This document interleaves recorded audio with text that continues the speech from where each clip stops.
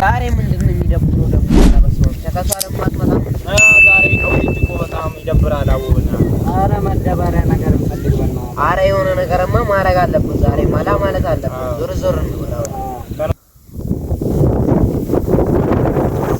አረ ጀማው ቺኮ መጣች። Oh no!